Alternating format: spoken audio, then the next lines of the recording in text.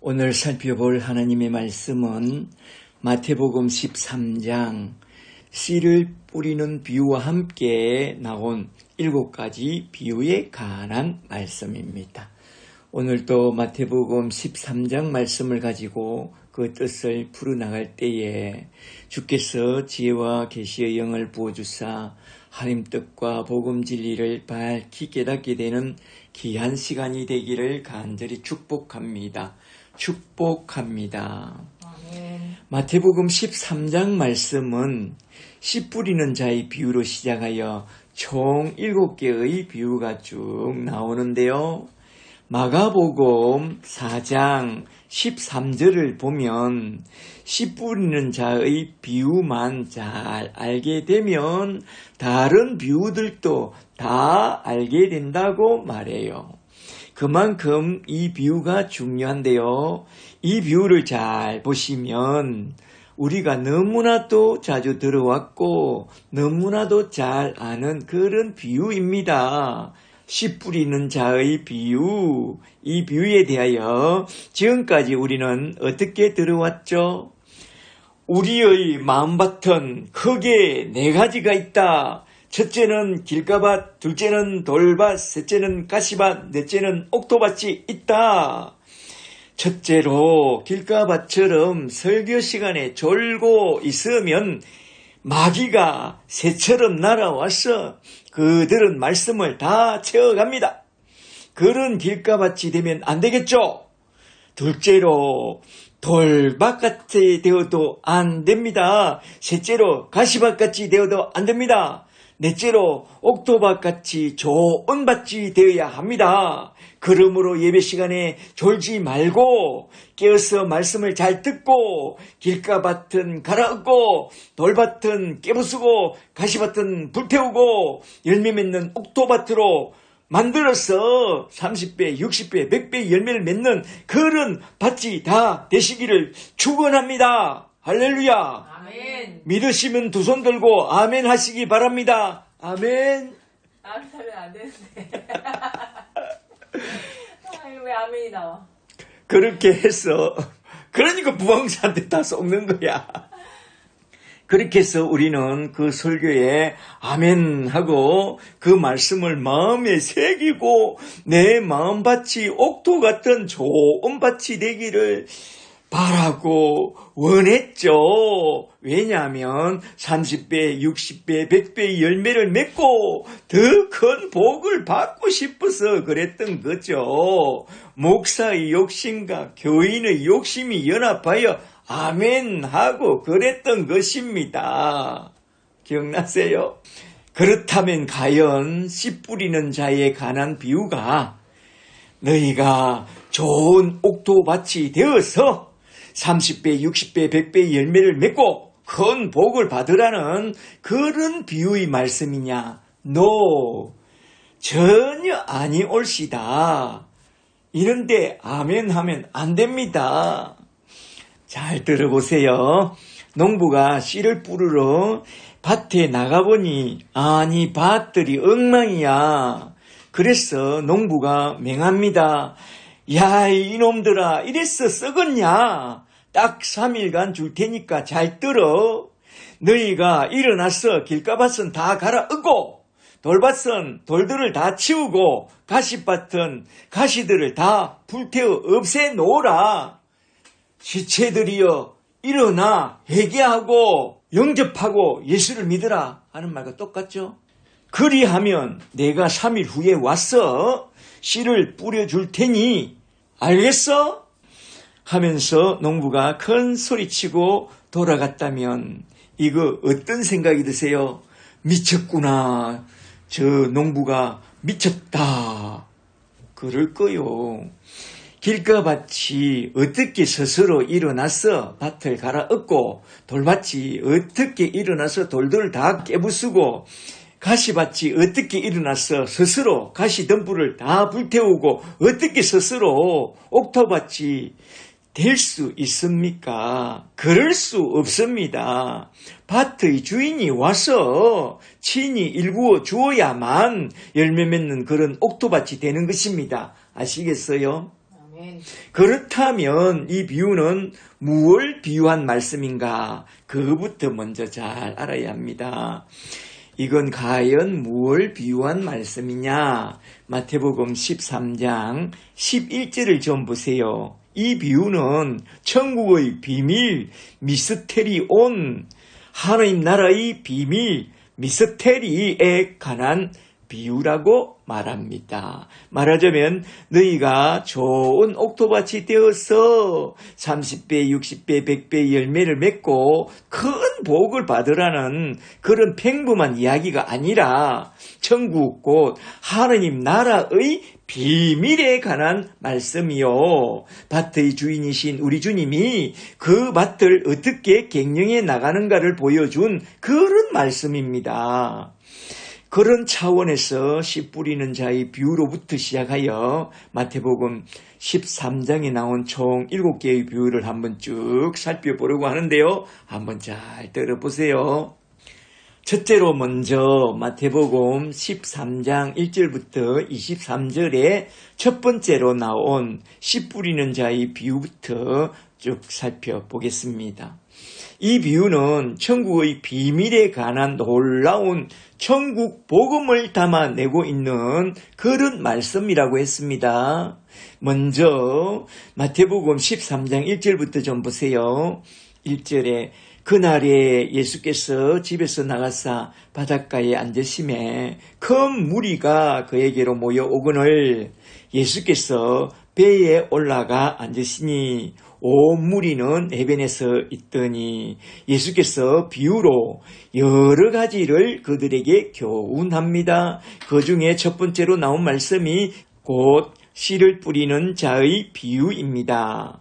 마가복음 4장 13절을 보면 이 씨 뿌리는 비유만 잘 알게 되면 그 모든 비유를 다 알게 된다고 그렇게 말하고 있어요.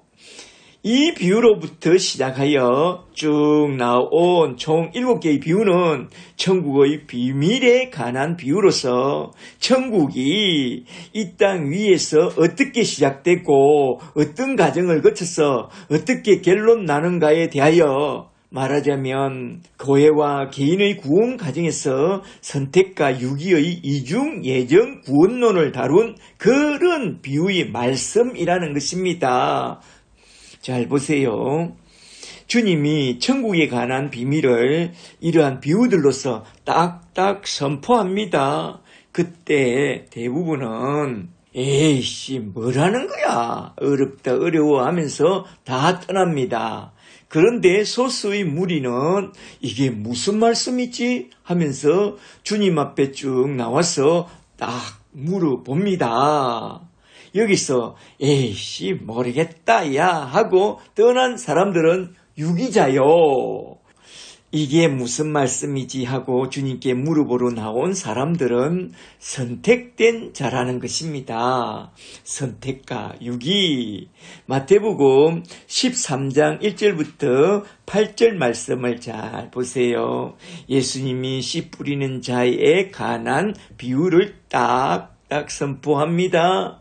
그리고 9절에서 기 있는 자는 들을지어다 하면서 심플하게 말씀하고 딱 끝내버립니다.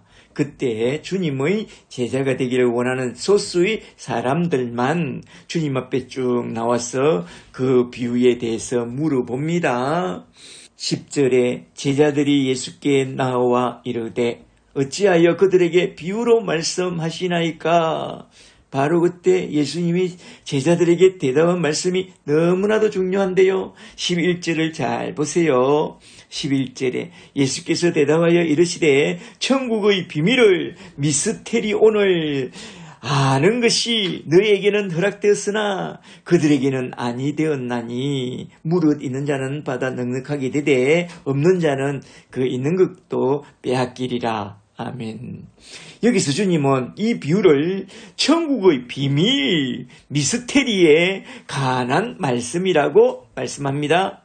천국에 관한 비밀은 비유 외에는 알려줄 방법이 없다는 것입니다.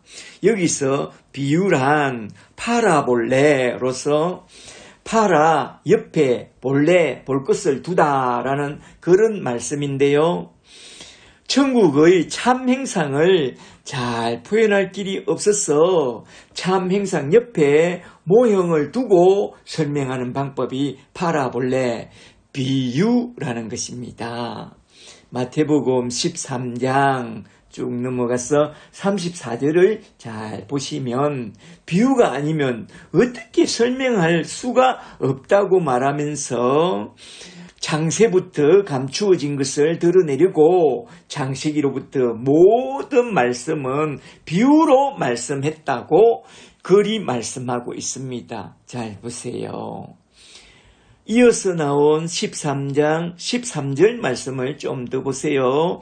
13절에 내가 이렇게 비유로 말하는 것은 그들이 보기는 보아도 보지 못하며 듣기는 들어도 듣지 못하며 깨닫지 못하게 함이라. 이사야의 예언이 그들에게 이루어졌으니 이르시되 너희가 듣기는 들어도 깨닫지 못할 것이요 보기는 보아도 알지 못하리라 하였느니라. 이에 대하여 마가복음 4장 12절에서 이사야의 예언을 인용하여 엄청난 말을 합니다. 마가복음 4장 12절에 이는 그들로 보기는 보아도 알지 못하며 듣기는 들어도 깨닫지 못하게 하여 돌이켜 제3을 얻지 못하게 하려 함이라. 주님이 천국의 비밀을 비유로 말한 것은 그들로 제3과 구원을 받지 못하게 하려고 그렇게 말했다는 거요. 이거 참 이상하지 않나요? 웬만하면 잘 말해서 잘 설명해서 제3 받고 구원 받도록 도와줘야 되지 않나요? 참 이상하죠. 세상의 천국의 비밀에 대해서 천국 복음에 대해서 선포하면서 비유로 말씀하신 것은 그들이 듣고 돌이켜 제3도 구원도 얻지 못하도록 하려고 그랬다는 것입니다. 이게 무슨 말씀이죠? 이게 무슨 말씀이냐? 여기서 인용하고 있는 이사야서 6장 말씀을 통해서 한번 좀 살펴보고 넘어가도록 하겠습니다. 이사야서 6장 1절을 보면 우시야 왕이 죽던 해에 이사야가 집에서 간절히 기도하다가 하나의 환상을 봅니다. 주님이 보좌에 앉아 있는데 그 보좌에서 큰 음성이 들려옵니다. 이사야서 6장 8절에 내가 또 주의 목소리를 들으니 주께서 이르시되 내가 누구를 보내며 누가 우리를 위하여 갈꼬 그때 내가 이르되 내가 여기 있사오니 나를 보내소서 하였더니 9절에 여호와께서 이르시되 가라 가서 이 백성에게 이르기를 너희가 듣기는 들어도 깨닫지 못할 것이요 보기는 보아도 알지 못하리라고 하여 이 백성의 마음을 둔하게 하며 그들의 귀가 막히고 그들의 눈이 감기게 하라. 염려컨대 그들이 눈으로 보고 귀로 듣고 마음으로 깨달아 다시 돌아와 고침을 받을까 내가 염려하노라. 그리고 11절을 잘 보시면 11절에 내가 이르되 주여 어느 때까지 그리하오리까 하였더니 주께서 대답하시되 성읍들은 황폐하여 주민이 없으며 가옥들에는 사람이 없고 토지는 황폐하게 되며 여호와께서 사람들을 멀리 옮겨서 이 땅 가운데 황폐한 곳이 많을 때까지니라. 말하자면 이스라엘 자손이 완전히 다 멸망할 때까지 그리하라 이겁니다. 13절에 그 중에 10분의 1이 아직 남아 있을지라도 이것까지도 황폐하게 될 것이나 밤나무와 상수리나무가 배임을 당하여도 그 그루터기는 남아있는 것 같이 거룩한 씨가 밑줄 짝 거룩한 씨가 이 땅의 그루터기니라 하시더라. 아멘. 여기 이사야서 6장 13절에 나온 거룩한 씨라는 이 말씀이 이사야서 6장의 핵심 키워드입니다. 그렇다면 거룩한 씨란 뭘 말하느냐? 거룩한 씨란 하나님 아들 예수 그리스도를 말해요. 예수님이 오실 때까지 그들은 구원받을 소망이 전혀 없다는 그런 말씀입니다. 때가 참에 그 거룩한 씨가 세상에 내려왔습니다. 천국 복음을 가지고 내려와서 천국 복음의 씨를 온 세상에 뿌립니다. 그러나 대다수의 사람들은 그 복음을 전혀 알아듣지 못하고 다들 떠납니다. 그러나 소수의 사람들만 그 복음을 딱 알아듣고 주님께 나옵니다. 왜 그러냐? 주님이 딱 눈을 열어준 겁니다. 소수의 사람들에게, 택한 자들에게. 마태복음 1장 21절을 보니 예수님이 오신 것은 택한 자기 백성만 저희 죄에서 구원하러 오셨기 때문이라고 말하고 있습니다. 그래서 택한 자들은 주님이 그 눈을 딱 열어주었기 때문에 그 복음을 딱 알아듣고 우리 주님께 다시 물으러 나왔다는 것입니다. 그리하여 택감받은 소수의 사람들만 주님께, 예수님께 나와서 씨 뿌리는 자의 비유에 관한 뜻을 다시 묻게 되었고, 주님은 이들에게 그 비유의 뜻을 다시 풀어주면서 이렇게 말씀한 것입니다. 16절에 너희 눈은 봄으로 너희 귀는 들음으로 복이 있도다. 할렐루야. 예수님이 풀어주신 내용을 잘 보세요. 이게 너무나도 중요하다고 하니까 마가복음 4장 13절에서 이게 참 중요하대요. 이것만 알면 다른 비유는 다 그냥 절로 이해된대요. 그러니까 이게 너무 중요하다고 하니까 한번 쭉 살펴보고 넘어가도록 하겠는데요. 주석을 보니 이 씨 뿌리는 자의 비유는 크게 두 가지로 해석할 수 있다고 말합니다. 첫째로 이 비유는 구원의 결정론을 다룬 그런 말씀이라고 해석해야 한다는 것입니다. 복음의 씨를 뿌릴 때에 길가밭과 돌적밭과 가시밭처럼 복음을 듣기는 들어도 결국엔 알곡이 되지 못하는 그런 자들이 다수요 결정되어 있다는 거죠. 그리고 23절에 의하면 천국 복음을 듣고 깨닫고 열매를 맺는 좋은 옥토밭 같은 소수가 있다는 것입니다. 다수와 소수가 결정되어 있다는 겁니다. 그래서 주님의 공생애를 통해서 천국 복음을 전했을 때 천국 복음을 듣고 깨닫고 받아들인 사람은 극히 소수였습니다. 그러나 다수는 천국 복음을 듣기는 들어도 그 복음을 거부하고 우리 주님을 떠났습니다. 떠난 정도입니까? 그 말씀이 듣기 싫다고 예수님을 잡아서 십자가에 못 박아 죽여버렸습니다. 그러니 천국 복음을 듣고 구원받는 사람은 그리 많지 않다는 그걸 비유한 말씀이라는 것입니다. 한마디로 말하자면 이건 다수의 유기자와 소수의 택한 자에 관하여 비유한 그런 말씀이다 이 말입니다. 잘 아시겠죠? 구원의 결정론. 그리고 둘째로 이 비유는 구원 과정을 다룬 그런 말씀이라고도 해석할 수도 있다는 것입니다. 이게 무슨 말씀이냐? 타락한 아담의 군상들은 모두 다 길가밭이요 돌밭이요 가시밭이다. 그렇다면 옥토밭은 무엇이냐? 하나님이 택하시고 불러서 먼저 길가밭처럼 묵은 땅은 쟁기로 기경하고 돌밭은 말씀의 방망이로 깨뜨리고 가시밭은 성령의 불로 불태워서 좋은 옥토밭으로 만들어서 그렇게 만들어줄 때에 복음을 듣고 깨닫고 결실하여 30배, 60배, 100배의 열매를 맺게 된다는 그런 말씀이라는 것입니다. 그렇다면 그 열매는 무엇이며 그 열매는 어떻게 맺게 되느냐? 그 열매는 구원의 열매와 전도의 열매요. 나의 구원과 내가 전도한 열매. 그 열매를 맺게 되는 방법은 13장 23절에서 딱 나오는데요. 첫째로 말씀을 잘 듣고 둘째로 그 말씀을 잘 깨닫고 깨닫다라는 말씀에 밑줄 짝. 셋째로 결실하여 좋은 열매를 맺게 된다는 것입니다. 여기서 중요한 말씀은 깨달음인데요. 원전을 보니 이 깨달음은 순이엠이라는 단어를 쓰고 있습니다.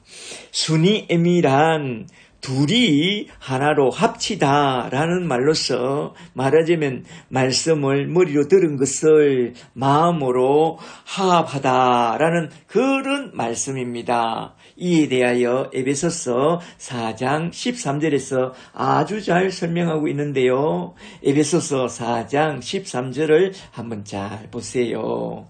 에베소서 4장 13절에 우리가 다 하나님의 아들을 아는 것과 믿는 일에 하나가 되어 온전한 사람을 이루어 그리스도의 장성한 분량이 충만한 때까지 이르게 된다고 말씀합니다.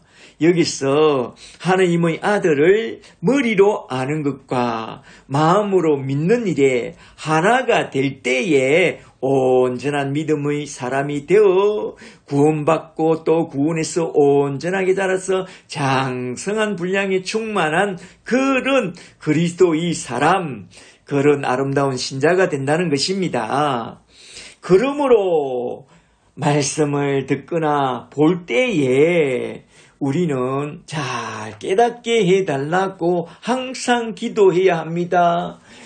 머리로 들은 말씀을 가슴으로 딱 받아들일 수 있도록 기도하라 이 말입니다. 주여, 나와 우리 교회 밭이 길가밭이라면 쟁기로 묵은 땅을 기경해 주옵시고 나와 우리 교회 밭이 돌밭이라면 말씀의 방망이로 깨뜨려 주옵시고 나와 우리 교회 밭이 가시밭이라면 성령의 불로 불태워 주옵시고 주여, 나와 우리 교회 밭이 옥토가 되었다면 30배, 60배, 100배의 열매를 맺게 하여 주옵소서. 기도하라.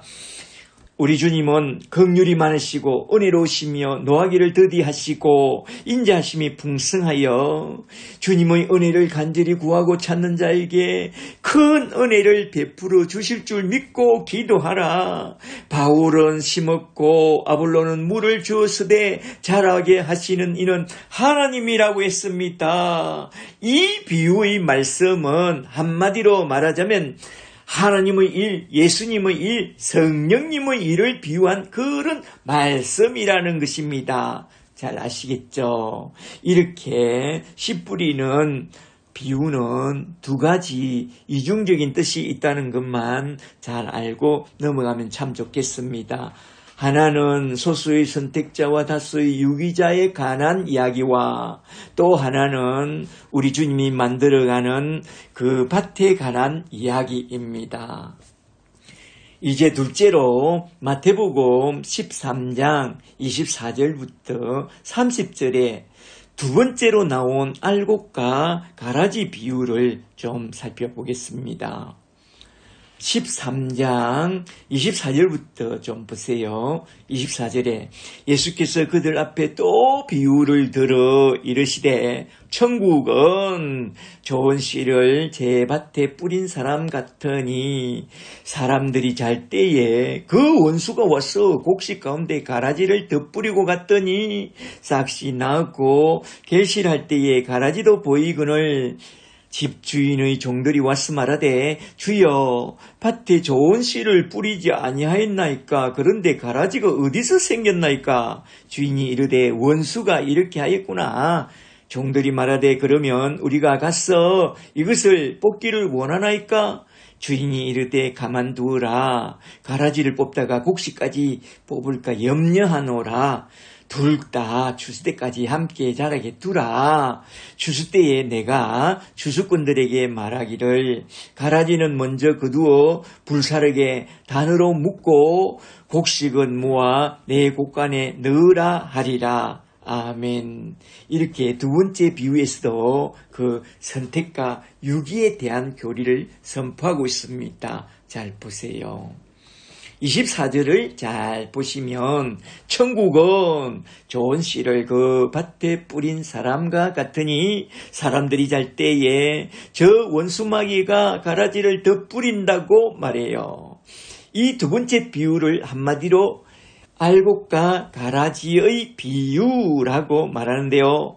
이 비유를 딱 선포하니 대부분은 에이씨 뭐라는 거야 하면서 다 떠나고 36절에서 소수의 무리만 이게 무슨 말씀이지 하면서 우리 주님 앞으로 쭉 나와서 물어봅니다. 여기서도 에이씨 모르겠다 하고 떠난 사람은 유기자요. 이게 무슨 말씀인지요 물어보러 나온 사람은 택자라는 것입니다.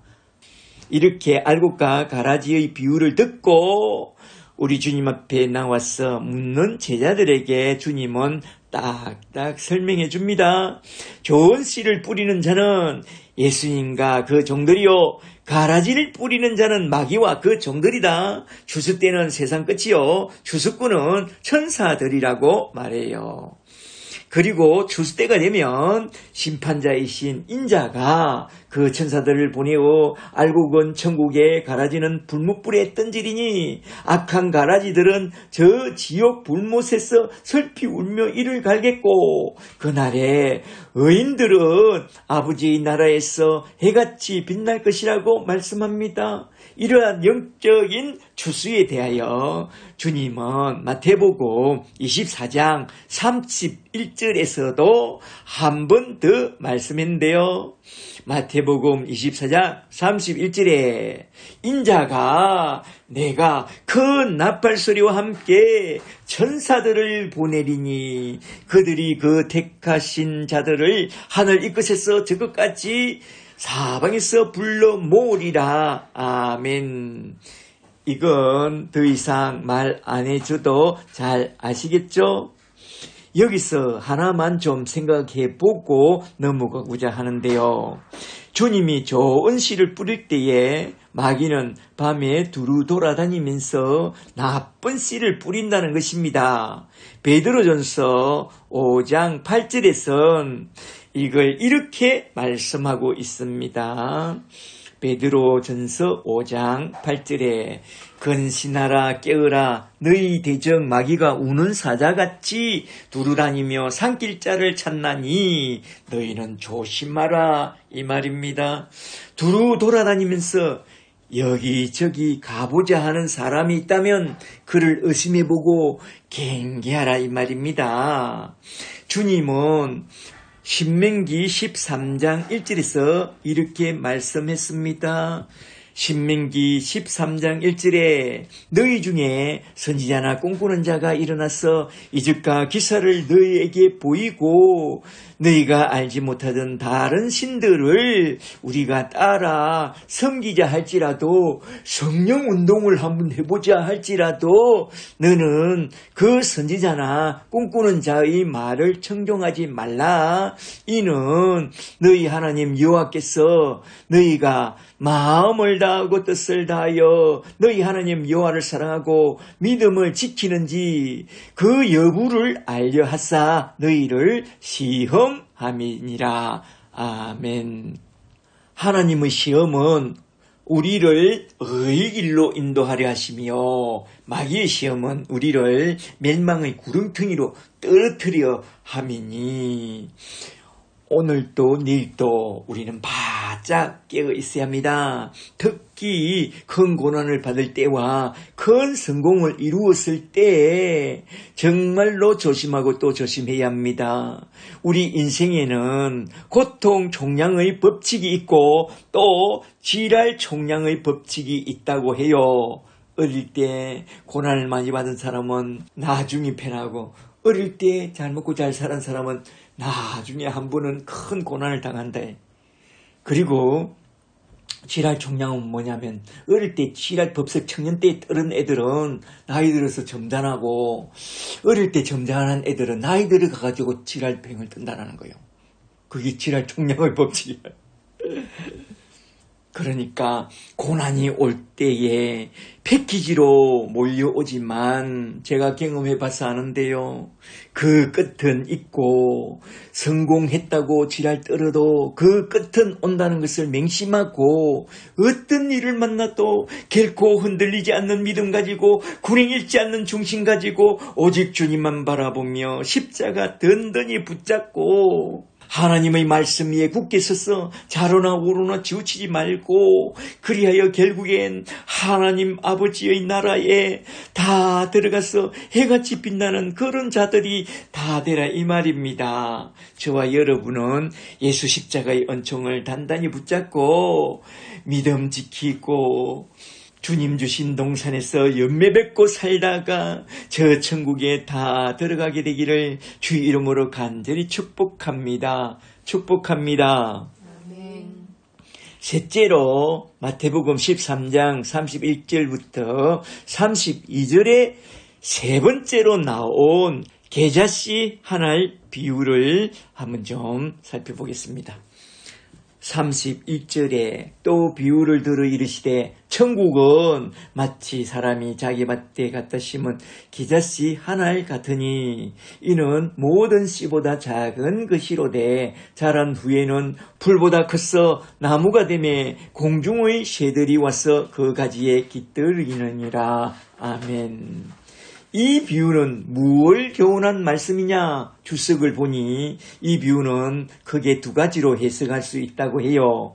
첫째는 천국 복음을 받은 우리가 계자씨 한 알이 되어 옥토에 심겨진다면 크게 자라나서 큰 나무처럼 되어서 참새도 제비도 새끼들 보금자리를 얻게 된다는 그런 긍정적인 해석을 할 수도 있고, 둘째로 계자씨는 자라도 절대로 나무가 될 수 없는데 기행적으로 자라서 큰 나무가 된 것과 또 씨 뿌리는 자의 비유에서 새들은 마귀를 비유한 것을 비추어 볼 때 이 비유는 천국 복음을 받은 사람이나 또 교회가 기행적으로 엄청나게 크게 자랐어 온갖 잡새들이 꼬이는 그런 악한 사람과 악한 교회가 될 수 있다고 하는 그런 부정적인 해석을 할 수도 있다는 것입니다. 제가 볼 때에 이 계자씨의 비유 바로 앞에 가라지의 비유가 나온 후에 이 비유가 나온 점을 고려해 볼 때에 주님은 천국 복음을 받은 개인과 교회가 기행적으로 자랐어. 온갖 잡새를 끌어들이는 그런 성장주의로 나가는 타락한 사람과 타락한 교회를 경계한 그런 말씀으로 보입니다. 오늘날 교회들을 보세요. 타락한 교회와 그 안에 있는 타락한 신자들은 정말로 기행적으로 큰 사이즈를 자랑하고 있잖아요. 너희는 그런 기행적인 성공을 구하면 안 된다. 주님의 교회와 예수의 사람들은 작고 작은 계자씨가 될 때에 순수하고 순결하게 된다. 가유불급. 기행적인 성공과 기행적인 성장을 구하지 말라. 그런 악한 생각을 갖게 되는 순간 저 원수마귀 사자들이 꼬여든다. 집을 나간 귀신이 그런 사람을 보게 되면 다른 7 귀신을 데리고 들어와서 예수를 안 믿을 때보다 더 악한 사람으로 만들어 버린다는 것입니다. 그러므로 우리는 저 원수마귀의 밥이 되는 그런 기행적인 성공주의와 성장주의로 가면 안 된다 이 말입니다. 그저 지구촌 한 모퉁이에서 낮고 낮은 그런 소시민으로 살면서 주님이 내게 붙여주는 한 사람과 또 한 사람을 천국 복음으로 잘 도와서 제자 삼는 그런 예수의 사람으로 살라는 그런 말씀이라는 것입니다. 저와 여러분은 그런 복된 제자가 되고 제자 삼는 그런 아름다운 일꾼들이 다 되시기를 주의 이름으로 간절히 축복합니다. 축복합니다. 아멘. 넷째로 마태복음 13장 33절에 네 번째로 나온 누룩에 관한 비유를 한번 좀 살펴보겠습니다. 13장 33절에 또 비유로 말씀하시되 천국은 마치 여자가 가루 서말 속에 갖다 넣어 전부 부풀게 한 누룩과 같으니라. 이 누룩 비유도 잘 보시면 앞에 나온 겨자씨의 비유처럼 두 가지로 해석할 수 있습니다. 첫째는 천국 복음을 받은 우리가 누룩처럼 전부 부풀어 빵빵하고 큰 사람과 큰 교회가 된다는 그런 긍정적인 해석을 할 수도 있고, 둘째로 누룩은 모든 성경에서 예외 없이 부정적으로 해석하는 것을 볼 때에 하나님의 교회 사람들이 바리새인의 누룩까지 받아들여서 자신을 빵빵하게 부풀려서 큰 사람과 큰 교회가 되기를 구하는 그런 악한 생각을 경계한 말씀으로 해석할 수도 있다는 것입니다. 저는 이 누룩 비유는 우리 주님이 천국 복음을 받은 우리 개인과 교회가 저 바리새인의 누룩까지 받아들여서 자신을 빵빵하게 부풀리고 하는 대로 나아가는 그런 변질과 타락을 경계한 그런 말씀으로 보입니다.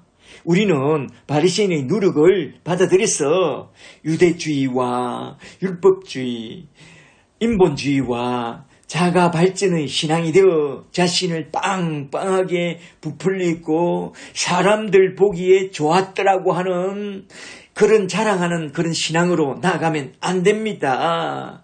우리 신앙은 사도 바울 고백처럼 나의 나된 것은 오직 하나님의 은혜로 된 것이니 내게 주신 은혜가 헛되지 않도록 모든 사도보다 더 많이 수고하되 모든 성도보다 더 작은 자로 여기고 좀 더 낮은 곳에서 보다 더 작은 일에 충성하며 아름다운 전도의 열매를 맺고 살다가 우리 주님 품으로 돌아가는 그런 주님의 작은 제자들이 되었으면 참 좋겠습니다. 저와 여러분은 그런 예수님의 작은 제자들이 다 되시기를 주의 이름으로 간절히 축복합니다. 축복합니다. 아멘.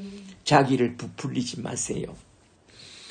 다섯 번째로 이제 마태복음 13장 44절에 나온 밭에 감추어진 보화에 관한 비유를 한번 좀 살펴보도록 하겠습니다. 13장 44절을 좀 보세요. 44절에 천국은 마치 밭에 감추어진 보화와 같으니 사람이 이를 발견한 후 숨겨두고 기뻐하며 돌아가서 자기의 소유를 다 팔아 그 밭을 사느니라. 아멘. 우리나라도 그렇지만 유대인들은 외세 침범을 참 많이 받는 그런 나라이다 보니까 값진 보화는 보석 상자에 넣어서 자기 집 대들보 아래나 자기 밭에 있는 큰 바위 아래 묻어두고 피난 가곤 한대요. 그런데 어떤 사람이 그 밭에 감추어진 보화를 발견했다. 급히 가서 묻어두고 기쁨을 감추고 돌아가서 자기의 모든 소유를 다 팔아서 그 밭을 사는 것처럼 너희가 천국의 보화를 발견했다면 자기의 모든 소유를 다 팔아서 그 밭을 사는 그게 가장 지혜로운 사람이다 이 말입니다. 여기서 천국이 뭐죠? 앞에서도 말했듯이 이 세상에 임한 하나님의 나라와 교회라고 했습니다. 그렇다면 천국의 보화, 원전의 대사우로서 보화는 무엇을 비유하느냐? 골로새서 2장 3절을 보면 그 보화 대사우로서는 예수 그리스도라고 말합니다. 그리고 고린도후서 4장 7절에서도 그 대사우로서는 예수 그리스도라고 분명하게 말씀하고 있죠. 천국이라는 교회밭에 감추어져 있는 보화이신 예수 그리스도를 발견하게 되었거든. 얼른 돌아가서 자기의 소유를 다 팔아 그 밭을 사고 그 밭으로 나아가서 천국의 복음의 씨를 뿌리고 가꾸는 그런 복된 선교사가 되라는 그런 말씀입니다. 할렐루야. 이 설교를 준비하는 중에 어떤 목사님의 글에 참으로 복된 이야기가 있어서 잠시 소개하려고 합니다. 저기 서울 신림동에 있는 맹문대를 다니는 녀석이 졸업을 앞두고 아버지 서재에 들어가서 아버지께 진지하게 말했대요. 제가 이번에 졸업하면 신학교를 가고 싶어요. 선교사로 나가고 싶어요. 아니, 하필이면 너가 왜?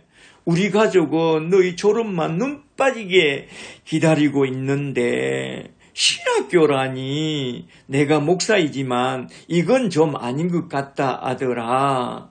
그때 아들이 진지하게 아버지 눈을 똑바로 바라보면서 말했대요. 아버지, 제가 이번에 천국의 밭에 감추어진 이 보화를 발견했습니다.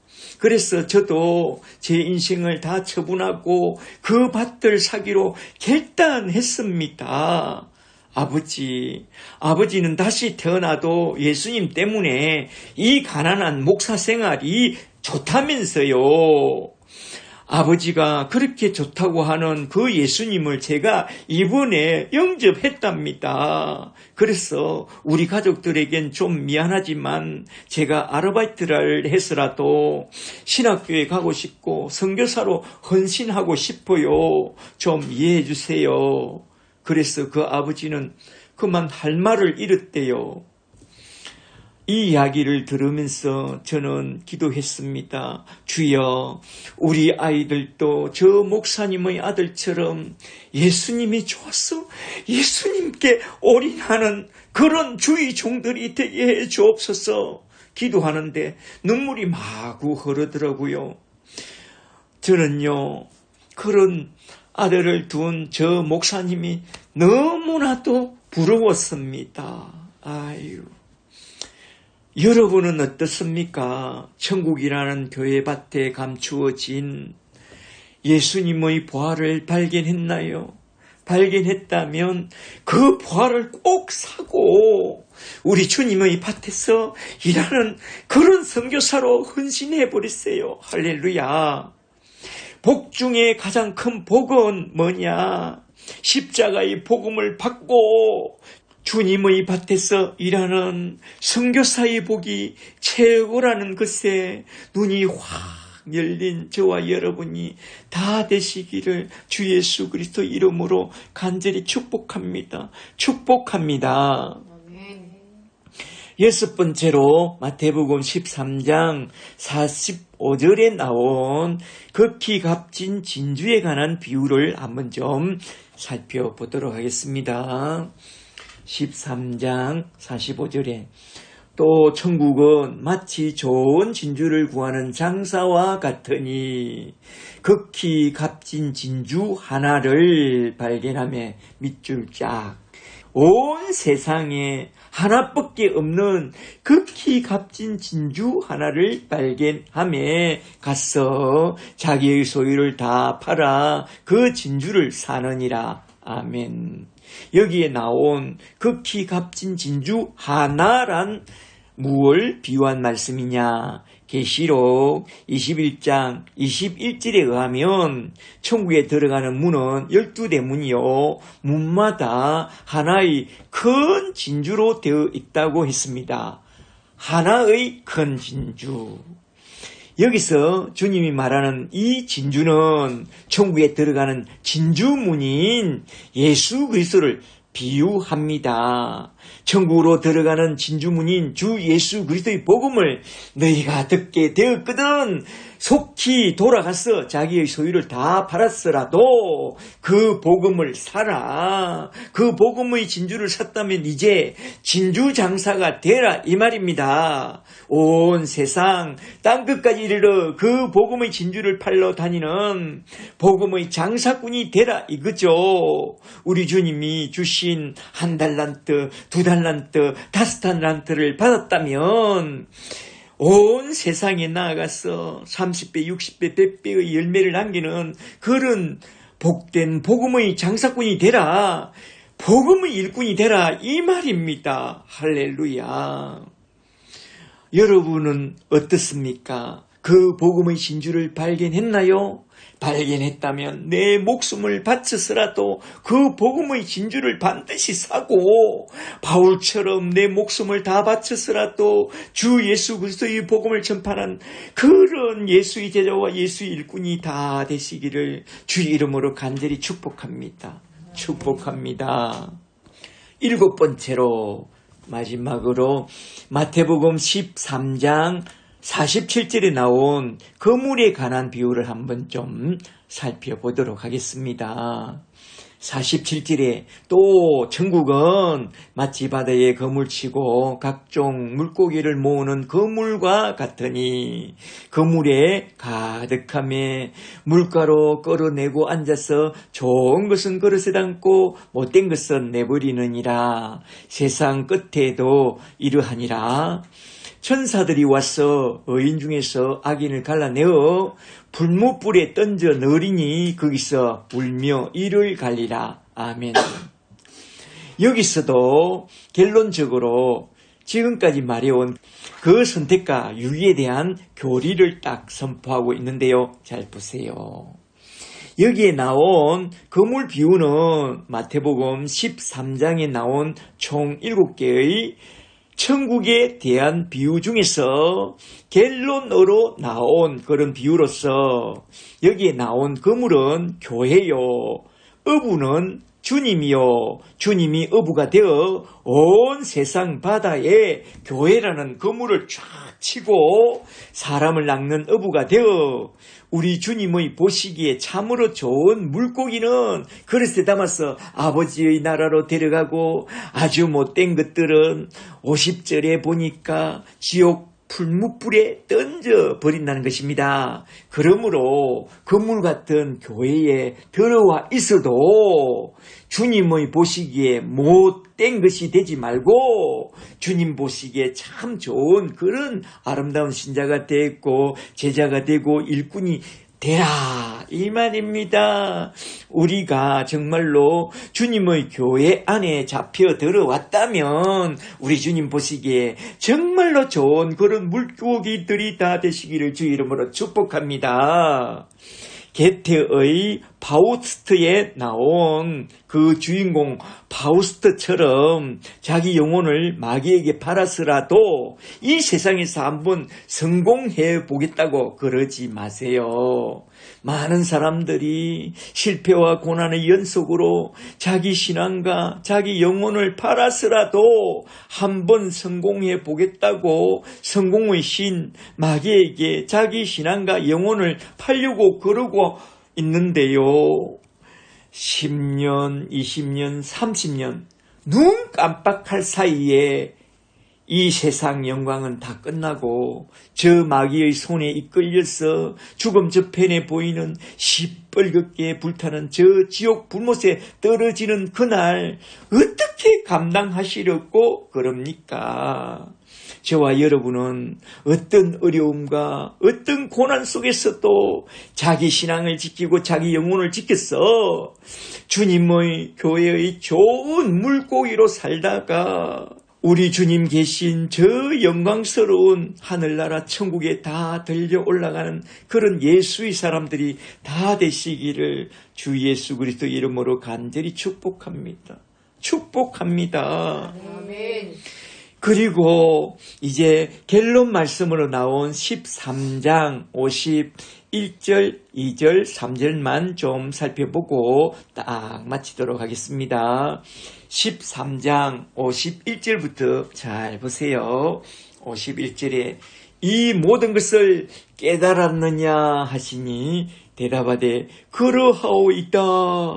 예수께서 이르시되 그러므로 천국의 제자된 서기관마다 마치 새것과 옛것을 신약과 구약을 그 곳간에서 내오는 집주인과 같으니라. 53절에 예수께서 이 모든 비유를 마치신 후에 에텔레센 그곳을 떠나시니라. 아멘. 주님은 씨 뿌리는 비유로부터 시작하여 총 7가지 천국의 비밀 미스테리에 대한 강론을 딱 마치면서 제자들에게 묻습니다. 너희는 들은 이 모든 것을 잘 깨달았느냐? 밑줄 짝 깨달았느냐? 라고 말씀합니다. 여기서 중요한 단어는 깨달음인데요. 깨달음이란 앞에서도 말했듯이 아는 것과 믿는 일에 하나가 되는 것이, 말하자면 알게 된 지식을 마음의 믿음으로 화합하는 것이 곧 깨달음, 순이애미라고 했습니다. 그래서 주님은 묻습니다. 너희는 들은 지식을 너희 마음속에 다 받아들였느냐? 순이애미. 이에 제자들이 예스라고 대답하니 바로 그때 주님은 이 말씀을 하고 딱 마무리합니다. 그렇다면 너희는 천국의 제자와 천국의 서기관이 되어 마치 새것과 옛것을, 신약과 구약을 거국권에서 내오는 집주인과 같아야 한다고 하면서 천국의 제자와 서기관이 되어 들은 말씀을 잘 깨닫고 그 깨달은 말씀을 가서 전하고 가르치는 그런 자가 되라고 말씀하고 있습니다. 본래 제자와 서기관이란 에스라의 전승을 따라 에스라서 7장 10절에 보면 여호와의 율법을 연구하여 준행하며 또한 그 율법을 가르치는 그런 자라고 했습니다. 말하자면 너희는 제자가 되고 제자 삼는 자가 되라고 말한 것입니다. 저와 여러분은 천국의 비밀을 잘 깨닫게 되었다면 이제 가서 우리가 깨닫게 된 이 천국 복음을 강력하게 전파하는 그런 천국의 제자들과 천국의 서기관들이 다 되시기를 주의 이름으로 축복합니다. 할렐루야.